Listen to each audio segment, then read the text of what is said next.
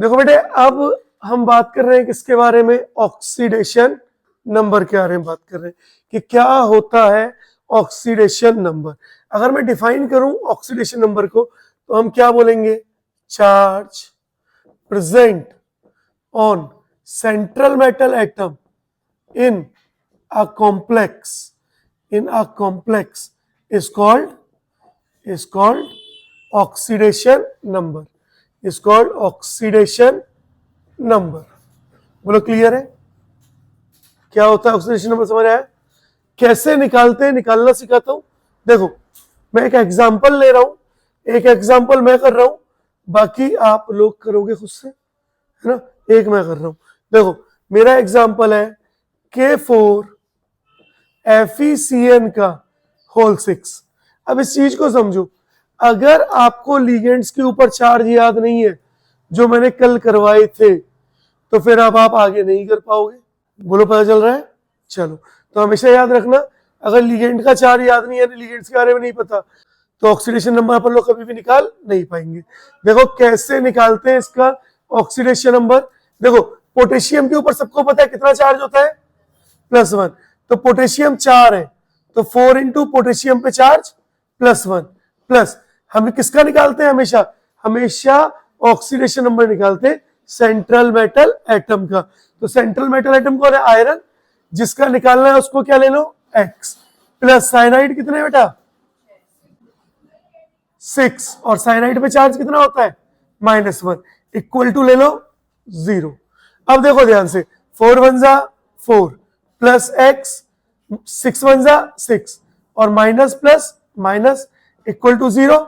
तो X देखो -6 में से 4 गए तो -2 equal to 0 and X equals to कितना आ गया? +2 आ गया। तो इसका मतलब oxidation number of iron is +2। बोलो समझ आया? कर लेंगे। अब कुछ क्वेश्चंस मैं आप लोगों को दूं, कुछ क्वेश्चंस मैं आप लोगों को दे रहा हूं, उनको आप लोगों को करना है। एग्जाम्पल नंबर 2 है मेरा CuNH3 का होल 4 SO4। एग्जाम्पल नंबर 3 है मेरा CONH3 का होल 6 Cl3। एग्जाम्पल नंबर 4 है मेरा NiCO का होल 4, NiCO का whole 4। This is the 4th example. Next दे रहा हूं, देखो एग्जाम्पल नंबर 5 है अपना बेटा K3, यहां लिख दूं। एग्जाम्पल नंबर 5 है अपना बच्चों K3 और यहां पर CrC2O4 का होल थ्राइस।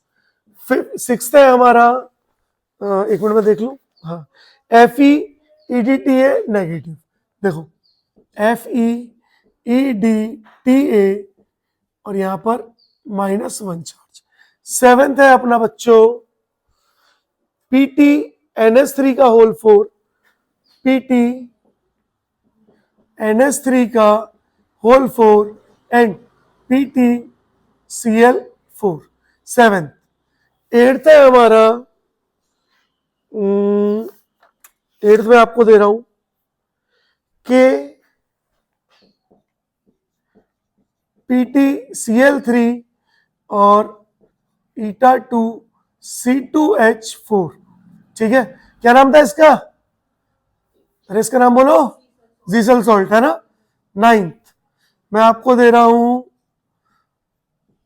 Fe और स्क्वायर C-eta5 C5H5 का होल ट्वाइस। देखो सुनो, इस बात को याद रखना, C5 यहां पे मैं लिख देता हूं, है ना, चार्ज ऑन eta5। आज के बाद याद रखना बच्चों इसको, C5H5 का जो चार्ज होता है वो होता है बच्चों -2 -1 -1, हाँ -1 चार्ज होगा। ठीक है, -1 होगा, -2 -1 चार्ज होगा। ठीक है, याद रखना। क्लियर है? चार्ज ऑन eta2C2H4 जो होता है वो होता है बच्चों 0। क्लियर है? And the 10th and the last one जो मैं आपको दे रहा हूं सैंडविच कंपाउंड जो था Cr ईटा 6 और C6H6 का होल ट्वाइस, और इसके ऊपर कॉम्प्लेक्स के ऊपर कोई चार्ज है? कोई चार्ज नहीं है। और याद रखना charge on eta 6 C6H6 is 0। तो ये एडिशनल चीजें आपको याद रखनी है। अब आपको हमेशा किसका ऑक्सीडेशन नंबर निकालना है? Central metal atom. तो मैं उनको एक बार अंडरलाइन कर रहा हूं ताकि आप लोग कंफ्यूज ना हो, है ना। चलो 5 मिनट का टाइम है, 10 है, जल्दी ऑक्सीडेशन नंबर निकालो। देखो कॉपर को X ले लिया, 4 NH3 के ऊपर चार्ज कितना है? 0, प्लस SO4 के ऊपर चार्ज कितना होता है? एक SO4 है और SO4 के ऊपर -2 इक्वल टू 0। तो X plus 0 -2 equal to 0। That means the value of X is +2। तो कितना चार्ज आया? कॉपर के ऊपर +2 आया। यहां पे CO को फिर से क्या लिया? X प्लस 6 NH3 में कितना चार्ज होता है? 0, प्लस 3 क्लोरीन, क्लोरीन पे कितना चार्ज होता है?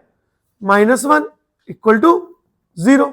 तो X -3 equal to 0। That means X equals to कितना हो गया? +3। Ni निकालना है तो Ni is X plus 4 CO है और CO पे चार्ज कितना होता है? 0 equal to 0। That means the value of X is 0। तो ऑक्सीजन में कितना आया Ni का? 0। नेक्स्ट आ जाओ K3। देखो पोटेशियम था, है ना, क्रोमियम का निकालना है। पोटेशियम 3 है और पोटेशियम पे चार्ज कितना होता है? +1, plus chromium is X plus 3 C2O4 है। C2O4 मतलब ऑक्जेलेटो, और ऑक्जेलेटो पे कितना चार्ज होता है? -2 इक्वल टू 0। तो 3 प्लस X -6 इक्वल टू 0। तो X कितना आ गया? +3। जब सॉल्व करोगे कितना आएगा? +3 आएगा। नेक्स्ट FeX प्लस EDTA पे कितना चार्ज होता है? -4 और EDTA एक ही है, इक्वल टू कॉम्प्लेक्स पे कितना चार्ज है? तो कॉम्प्लेक्स में -1 चार्ज है तो इक्वल टू -1 लिख दिया। तो कितना आया? X -4 equal to -1, X equals to +3। तो कितना है? +3। 7th वाला यहां बताता हूं। देखो 7th में आपका प्लेटिनम है और NH3 का होल 4 है, और यहाँ पे भी प्लेटिनम है और आपका Cl4 है। हमेशा याद रखो जब भी कोई भी कॉम्प्लेक्स दिया है तो उसमें पहला वाला जो होता है वो कैटायन होता है, यानी पॉजिटिव चार्ज। यार एक बात बताओ, कोई भी सॉल्ट है NaCl है तो क्या होगा? Na पॉजिटिव और Cl, KCl है, K पॉजिटिव Cl, यानी पहले कौन आता है? पॉजिटिव यानी कैटायन आता है, और बाद में कौन आता है? एनायन। तो ये एनायन है। इतना तो पता पड़ गया, लेकिन ये नहीं पता पड़ रहा कि दोनों पे चार्ज कितना कितना है। इसके लिए क्या याद रखना है? प्लेटिनम हमेशा और हमेशा या तो +2 ऑक्सीडेशन नंबर शो करेगा या +4 ऑक्सीडेशन नंबर शो करेगा। इन दोनों से एक ही करेगा। अब या तो आप इनके ऊपर 2 लगा के सॉल्व कर लो या 4 लगा के सॉल्व करो। अगर मैं इसके ऊपर इसको कॉम्प्लेक्स को तोड़ करके ऐसे लिखूं PT NH3 का होल 4 और कॉम्प्लेक्स के ऊपर +2, यहां प्लस है ना, ये कैटायन है, और दूसरा लिख दूं PT Cl4 और कॉम्प्लेक्स के ऊपर लिख दूं -2। तो अगर यहाँ +2 लिखा है तो वहां पे भी -2 लिखना पड़ेगा। अगर यहाँ +4 लिखता तो वहां पे भी -4 लिखता। तो याद रखना प्लेटिनम एक ऐसा कॉम्प्लेक्स कंपाउंड एलिमेंट है जिसके ऊपर या तो +2 चार्ज होगा या फिर +4। ये बहुत इंपॉर्टेंट है। अब प्लेटिनम को X ले लो, प्लस 4 NH3 के ऊपर charge equal to +2। That is platinum के ऊपर चार्ज कितना आया? +2। बोलो दिख रहा है? यहां पे देखो प्लेटिनम को X लिया, 4 क्लोरीन, क्लोरीन के ऊपर चार्ज -2 इक्वल टू -2। तो क्लोरीन के ऊपर -1 होता है ना, हाँ -1। तो X -4 इक्वल टू -2। तो X इक्वल टू कितना हो गया? +2 हो गया। दैट मीन्स यहाँ पे दोनों जगह प्लेटिनम पे कितना चार्ज है? +2 है। अब यार सर +4 करके देखें +4 भी तो करके देख ले, क्या पता दोनों ही आ रहे हो। तो अगर प्लेटिनम पे +4 लगाते, कहां बताऊं, यहां बता दूं, अगर प्लेटिनम Pt NS3 का होल 4 पॉजिटिव और साथ में क्या है PtCl4 का 4 नेगेटिव, तो अगर इसको x लेते तो x +4 इंटू 0 इक्वल्स टू +4, तो x की वैल्यू कितनी आई, तो इसके लिए तो कितनी आई +4, इसके लिए निकालो प्लेटिनम को x +4 क्लोरीन -1 इक्वल्स टू -4, तो x -4 इक्वल्स टू -4, तो x कितना हो जाता 0। ये प्लेटिनम तो या तो शो करेगा +2 या +4, बोलो पता चल रहा है। तो बोलो क्या ये होगा कभी, तो इसका मतलब बस कॉम्प्लेक्स में +4 और +2 रख के देखना, आपका आंसर आ जाएगा। क्लियर है, तो आपको तो ये वाला पार्ट नोट करना है। ये तो हमने क्रॉस चेक किया कि ऐसा तो नहीं 4 रखने से भी आ रहा हो और हमने गलत बात बोल दी हो, लेकिन हमने क्या बोला है, सही बोला है। नेक्स्ट आ जाओ, इस कंपाउंड को देखो, जीसल सॉल्ट को, प्लेटिनम के ऊपर चार्ज x +3 क्लोरीन और क्लोरीन के ऊपर चार्ज -1 प्लस ये एक कंपाउंड है और इसके ऊपर चार्ज 0 दिख रहा है, इक्वल टू 0। तो हाँ बोलो, हाँ पोटेशियम तो रह गया, तो पोटेशियम इज +1 इंटू 1, एक पोटेशियम था, तो क्या होगा 1 + x -3 equal to, that means x equals to plus, जब उसको सॉल्व करोगे तो -3 + 1 कितना होता है -2, इक्वल टू के उधर जाके क्या हो जाएगा +2। बोलो किस किस का सही है, शाबाश, बहुत अच्छे। नेक्स्ट देखो, अगेन आयरन को x लिया +2 इंटू इसका क्या के ऊपर कितना चार्ज है -1 equal to 0, that is x equals to कितना हो गया, तो आयरन पे कितना है बच्चों +2 है। बोलो समझ आए। अच्छा यहां पे देखो, क्रोमियम कितना लूं x +2 है, चार्ज कितना इक्वल टू 0, तो x की वैल्यू कितनी आई 0, तो इसके लिए x की वैल्यू कितनी आ गई 0 आ गई। एक और मेरा मन है आपको देने का, एक और दे दूं जरा आपको, FeS2O का होल 5 NO है ना, हाँ एक कहां पे दूं, इसको मिटा दूं है ना, ये और निकालो यार 11th है ना, ये बड़ा इंपॉर्टेंट है, ठीक है, इसको तो आपको नोट करने की जरूरत नहीं है, आप तो सही वाला नोट करना। देखो क्वेश्चन नंबर 11th है आपका बच्चों, मैंने दिया है FeS2O का होल 5 और NO और SO4। देखो अब इसको ध्यान से देखो, Fe निकालना है तो वो क्या होगा x +5 वाटर, वाटर के ऊपर चार्ज 0 प्लस 1 NO, NO के ऊपर कितना चार्ज होता है बेटा +1 याद है, प्लस SO4 1 है और चार्ज कितना आया -2 इक्वल टू 0, तो x +0 +1 -2 इक्वल टू 0, तो x कितना आया x -1 equal to 0, that mean x equals to +1। दिख रहा है, आयरन के ऊपर कितना चार्ज आया, नॉर्मली आयरन कभी +1 चार्ज शो करता नहीं है, यही एक अकेला ऐसा कॉम्प्लेक्स है जिसमें आयरन के ऊपर चार्ज होता है +1, इसलिए ये इंपॉर्टेंट है। और इस कॉम्प्लेक्स को हम बोलते हैं ब्राउन रिंग कॉम्प्लेक्स, पढ़ाया है मैंने पहले 12th में तुम लोगों को, है ना, तो ये क्या है ब्राउन रिंग कॉम्प्लेक्स, तो ये इसलिए करवाया क्योंकि ये इंपॉर्टेंट है, इसको नोट करो, देन फटाफट से करते हैं कोऑर्डिनेशन नंबर, है ना, करो नोट। चलो देखो आगे बढ़ रहे हैं, ऑक्सीडेशन नंबर हो गया बच्चों हमारा, अब हम लोग बात कर रहे हैं किसके बारे में, कोऑर्डिनेशन नंबर के बारे में, कि क्या होता है कोऑर्डिनेशन नंबर, है ना, ये दोनों बहुत इंपॉर्टेंट है। हम लोग बात कर रहे हैं कोऑर्डिनेशन नंबर के बारे में, क्या होता है कोऑर्डिनेशन नंबर। देखो सुनो, क्या होता है कोऑर्डिनेशन नंबर, लिगेंड जितने कोऑर्डिनेट बॉन्ड फॉर्म करते हैं विद सेंट्रल मेटल एटम, उसी को हम क्या बोलते हैं कोऑर्डिनेशन नंबर बोलते हैं। तो हम क्या बोल सकते हैं, number of coordinate bonds formed by ligands with central metal atom is called coordination is called coordination number. बोलो क्लियर है? चलो देखें कुछ एग्जांपल्स है ना, आप मैं बनाते जा रहा हूं, आप लोग मुझे बताते जाना। जैसे मैंने सबसे पहले एक कॉम्प्लेक्स बनाया, मैंने लिया एग्जांपल नंबर फर्स्ट, मैंने बोला PT NH3 का होल 4 2 पॉजिटिव। अब मुझे बताओ, ध्यान से देखना, अगर मैं कोऑर्डिनेशन नंबर लिखूं तो ध्यान से देखो बच्चों, NH3 कैसा लिगेंड है?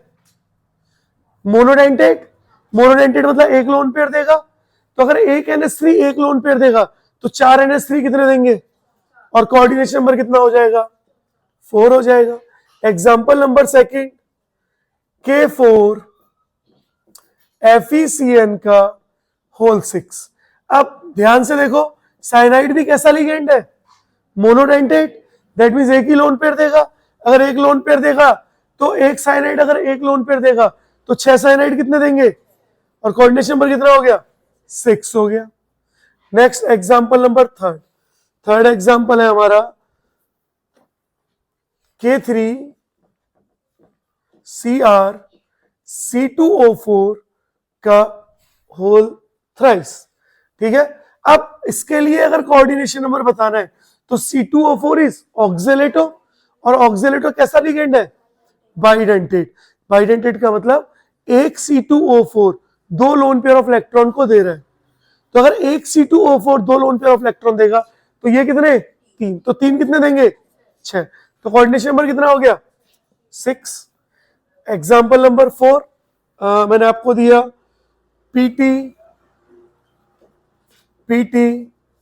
DMG का whole twice 4 negative. DMG is dimethyl glyoxide, और बोलो जरा फटाफट से DMG कैसा लिगेंड है? बाइडेंटेट। तो एक, इसका मतलब एक DMG कितने लोन पेयर देगा? 2, तो ये कितने? 2, तो 2 कितने देंगे? तो कोऑर्डिनेशन नंबर कितना हुआ बच्चों? 4। एग्जांपल नंबर 5, बोलो पहचान पा रहे हो आप लोग? मैंने बोला K PTCl3 eta2 C2H4, बोलो ये इसका कोऑर्डिनेशन नंबर कितना होगा? ध्यान से देखो, क्लोरीन कैसा है? मोनोडेंटेट है ना, मोनोडेंटेट है, इसका मतलब एक लोन पेयर दे रहा है, तो 3 तो ये हो गए। अच्छा देखो, eta2 C2H4 जो है ना, C2H4 ये भी कैसा लिगेंड होता है? मोनोडेंटेट लिगेंड होता है। तो बोलो 3 और 1, अरे बोलो 4, तो कोऑर्डिनेशन नंबर कितना हुआ? 4 हुआ। नेक्स्ट बताओगे? नेक्स्ट है मेरा PTCl3 तो हो गया ना, हाँ। नेक्स्ट एग्जांपल नंबर 6, मैंने बोला आपका Fe eta5 C5H5 का होल ट्वाइस। अब देखो इसको समझो, eta5 C5H5 जो है ना, ये ट्राइडेंटेट होता है। कैसा होता है? इन चीजों को याद रखना है। एक तो इसका चार्ज -1, और कैसा डेंटेट है? ट्राइडेंटेट। इसका मतलब एक ये जो कंपाउंड है ये 3 लोन पेयर दे रहा है, तो 2 कितने देंगे? 6, तो बोलो कोऑर्डिनेशन नंबर कितना हुआ? 6 हुआ। बोलो आसान है, कर पाओगे? अरे बोलो भाई। चलो, तो ये क्या है आपका कोऑर्डिनेशन नंबर। पता चला कैसे आया? देखो एक और दूं मैं आपको, अगर मैं एक और दूं आपको, एक ये और बता दो बच्चों मुझे लास्ट, देन फिर मैं आपको फ्री कर दूंगा। आज का लेक्चर हम लोग यहीं पे वाइंड अप कर देंगे। देखो सुनो, एक और है मेरा, मैंने लिया एग्जांपल नंबर 7। देखो FeEDTA, और यहां पर लिखा है मैंने नेगेटिव, और मैंने बोला बताओ इसका कोऑर्डिनेशन नंबर कितना होगा। तो सबसे पहले तो मुझे बताओ EDTA की आइडेंटिसिटी कितनी होती है? 4 तो चार्ज होता है, 6 होती है आइडेंटिसिटी, हेक्साडेंटेट है, तो हेक्साडेंटेट का मतलब कोऑर्डिनेशन नंबर कितना हो जाएगा? 6, क्योंकि एक ही है ना। पता चल रहा है आसान? कर लोगे? चलो, तो आज यही खत्म करते, नोट कर लो।